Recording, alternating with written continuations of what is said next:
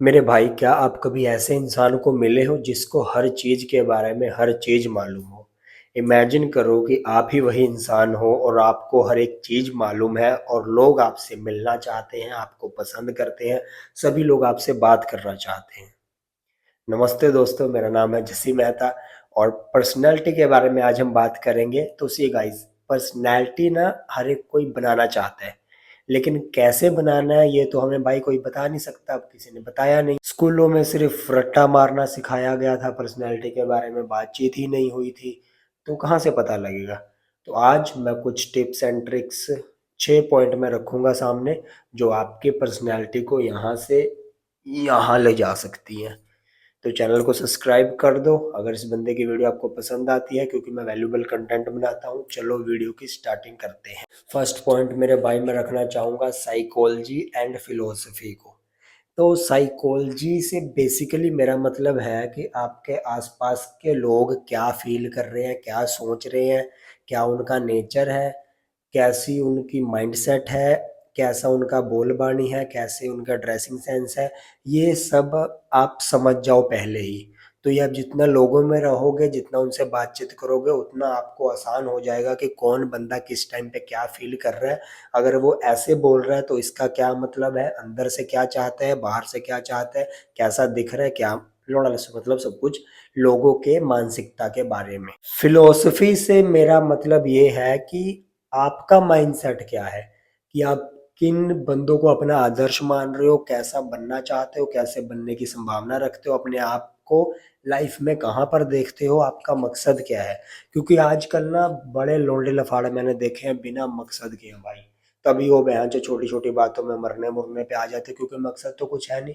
अगर जुनून हो ना कि हाँ भी ये अचीव करूंगा तभी मरूंगा, अपने आप को ऑब्जर्व करना है कि मैं कैसा है मेरा आने वाला समय, मैं क्या बनना चाहता हूँ, मैं क्या खुद को मानता हूँ, मेरी सच्चाई क्या है, औकात क्या है। और दूसरा कि लोगों को चेक करो कि उनके औकात क्या है, कैसा उनका बोलबानी है, कैसे लोग चलते हैं, समाज में कैसे रहते हैं।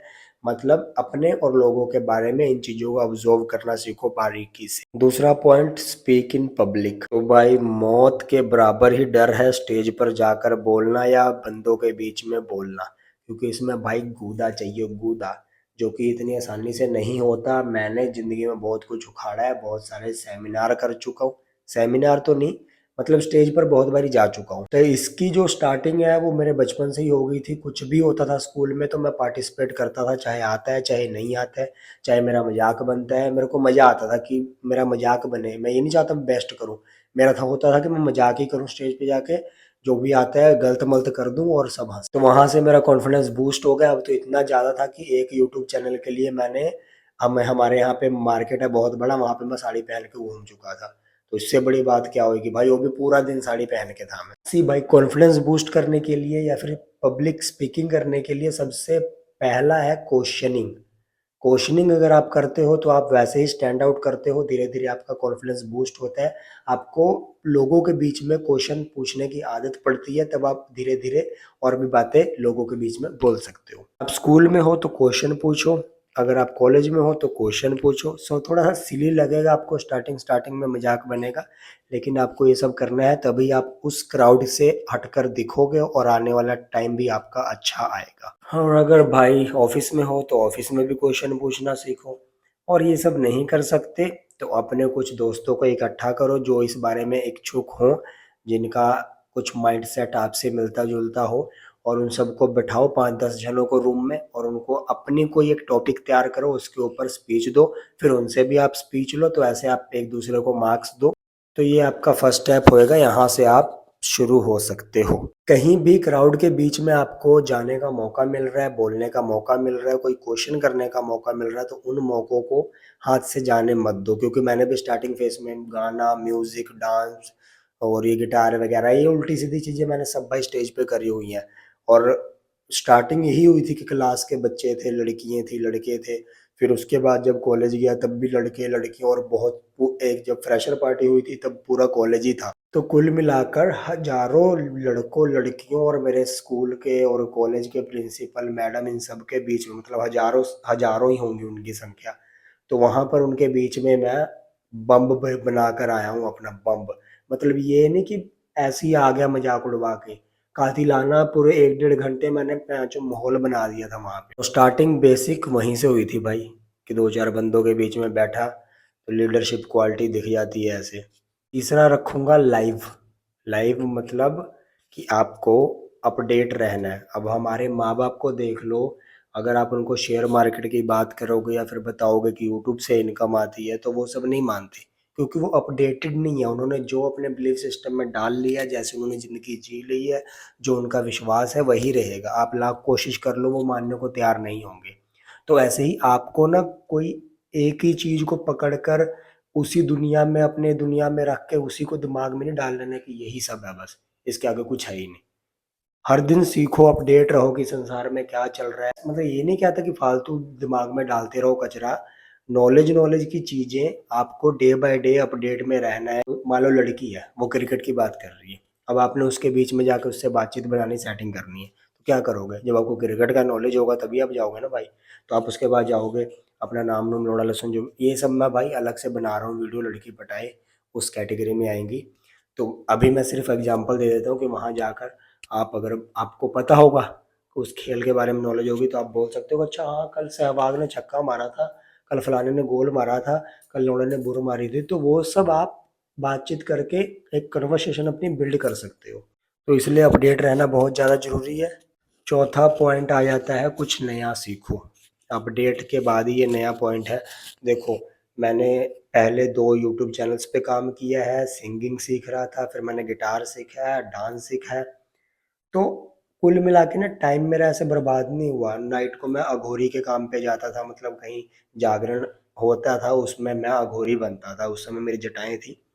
तो ऐसी कुछ ना कुछ, ये नहीं कि मेरे को पैसों का लालच था। पैसे तो एटलीस्ट मैंने आज तक इतने ज़्यादा नहीं बनाए हैं, लेकिन सीखने को मिलता था। तो वही, अब एक तो अपडेट रहता था मैं, लोगों से मिलता था, नए लोगों से नेटवर्क मेरा बनता था, मेरे को काफ़ी लोग यहाँ पे जानते। तो नेटवर्क बनाना बहुत ज़्यादा ज़रूरी है, इससे नेटवर्क बनता था और अपडेट रहता था और नया कुछ ना कुछ सीखता रहता हूँ, सीखता रहता हूँ, सीखता। पाँचवां पॉइंट है शो ऑफ मत करना।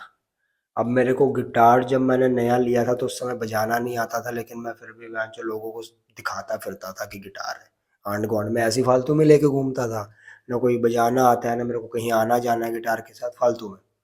तो वो चीज़ें भाई कहीं ना आपकी पर्सनैलिटी को ना डाउन गड्ढे में भैंचो दबा देती है।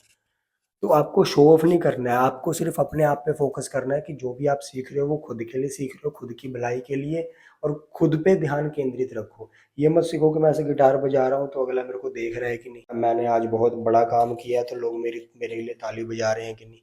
आप खुद के लिए करो ना, भले काम करो, अच्छे नेक नेक कर्म करो, अपने लिए करो सब कुछ। किसी को दिखाना थोड़ी ना है, प्रूफ नहीं करना किसी को। वो जब आप करोगे, अपने आप में फोकस रहोगे, तब अपने आप लोग देखेंगे, वो अलग बात है।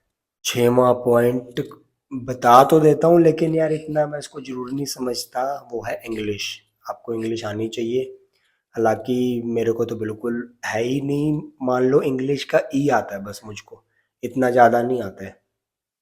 क्योंकि सरकारी स्कूल में पढ़ा हूँ, फिर कॉलेज भी मैंने ढंग से नहीं पढ़ाई करी, तो इंग्लिश से मेरा उतना ज़्यादा पाला आज तक कभी पड़ा ही नहीं है। तो माड़े मोटे शब्द जो हैं वो फ़ोन से ही देख के सीखा हूँ, या फिर यूट्यूब से, है ना, गूगल वगैरह से ही देख कर सीखा हूँ। तो अंडरस्टैंड कर लेता हूँ कि सामने वाला पर्सन क्या कह रहा है या फिर क्या नहीं कह रहा है। क्या नहीं कह रहा है वो भी अंडरस्टैंड कर लेता हूँ, साइकोलॉजी। मेन मुद्दा क्या है कि इंग्लिश अगर आपको नहीं आती तो सीखो, और अगर आ जाती है तो भाई बहुत फैंटास्टिक हो जाएगी पर्सनैलिटी में। और दूसरी चीज़ ये नहीं कि इंग्लिश नहीं आती तो भाई बेकार है तुम, मैं जो जीना ही बेकार है तुम्हारा। मेरे को देखो हिंदी आती है, तो मैं पंजाब में रहता हूँ, तो मैं पंजाबी लैंग्वेज में भी स्टेज पे चढ़ के आग लगा चुका हूँ। और सेम ही जगह पर दूसरी बारी जब मैंने जाना था, तो उसी 1 घंटे के दौरान एक बारी पंजाबी में, एक बारी हिंदी में आग लगा के आया था। मेरा मकसद है मैं हिंदी को आगे लेके जाऊँ। तो आपको कॉन्फिडेंस होना चाहिए जो आप बात कर रहे हो, जिस भाषा में बोल रहे हो, जो आपका टॉपिक है उस बारे में। तो ये 6 मोटे-मोटे स्टेप हैं, गहराइयों में ज़्यादा जाना ठीक नहीं होगा। इन 6 स्टेप को आप ध्यान से समझ लो और इनको अमल करो, प्रैक्टिकल में लाओ। ये एक दिन की बात नहीं है, धीरे-धीरे, धीरे-धीरे आदमी आगे बढ़ता है। तो दैट्स इट गाइज़, आज की वीडियो में इतना ही। देखो, मेरे चैनल का मकसद है हर एक लड़के को फाड़ू बनाना, ज़बरदस्त बनाना, फौलादी मर्द बनाना, ताकि वो इस मादरचोद हरामी दुनिया से डट कर सीना चौड़ा करके खड़ा हो सके, सारी दुनिया का सामना कर सके। उसको ओवरऑल कि कपड़े कैसे पहनते हैं, बात कैसे करते हैं, पर्सनैलिटी डेवलपमेंट, खुदाई education, masturbation, skin care, hair care और फैशन गाइड, पतले से मोटा होना है, gym, diet, exercise, A to Z channel पर निचोड़ होगा। तो मेरे चैनल को सब्सक्राइब कर दोगे तो आपका ही फायदा है। जैसे जैसे वीडियो डालूंगा वैसे वैसे आप डे बाय डे इम्प्रूव होते जाओगे। धन्यवाद।